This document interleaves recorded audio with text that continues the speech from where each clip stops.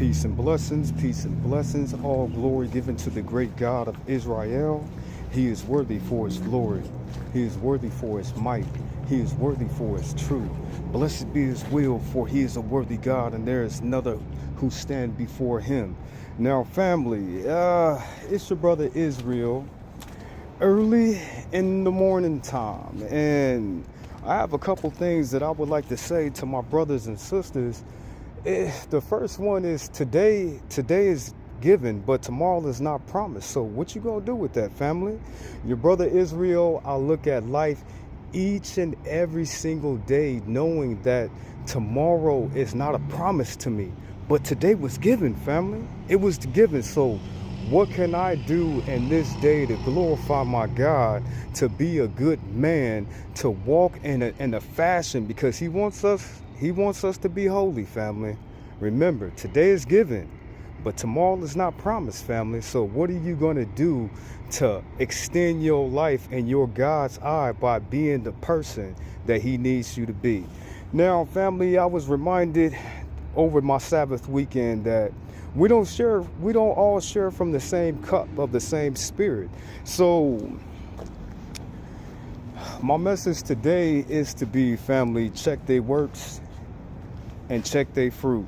And a lot of the older generations, they didn't really know what it meant when you said check a person's work. They automatically start shifting into, oh, let me look at their children. You know what I'm saying? Let me look at the fruit of their loin and see if that can tell me something about that person. Family, we don't all share from the same cup, family. That same cup of that same spirit.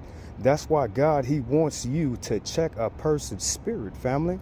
If your spirit and their spirit does not coincide with each other, you ain't got no dealing with that person like that.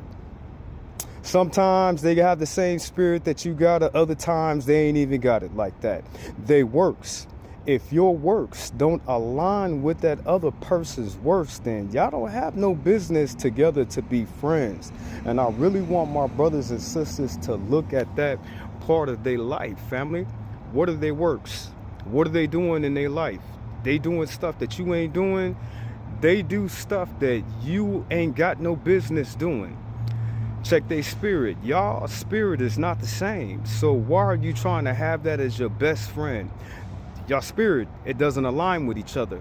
Why are you trying to make that your wife? You know what I'm saying? When y'all don't even have the same spirit to be on the same accord. Now, to spoil the rod is to really hate your children.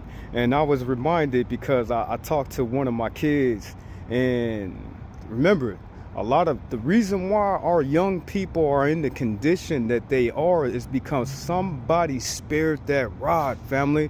It's a lot of children nowadays who live in 2024. And, you know, a lot of parents, they just don't care about their kids like that. So they let them do whatever the hell they want to do. And I was reminded by my son. I told my son, I was all like, man, you a good son. You know what I'm saying? You a good son. I ain't never had to put my hands on you.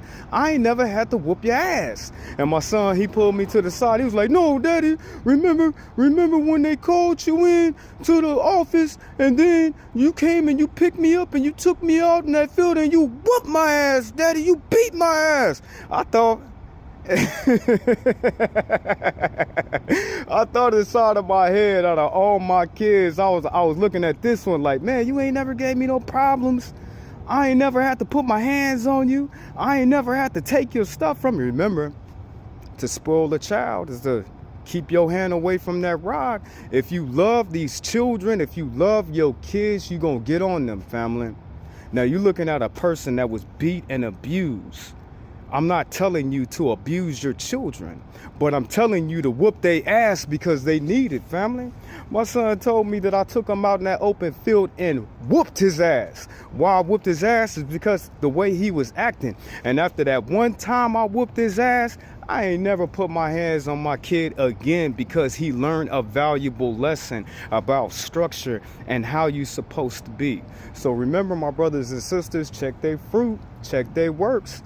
If you love your kids like you say you do, you won't spoil that rod. You will get in their ass. This has been your brother Jehoshaphat Israel, here in the house that God has made.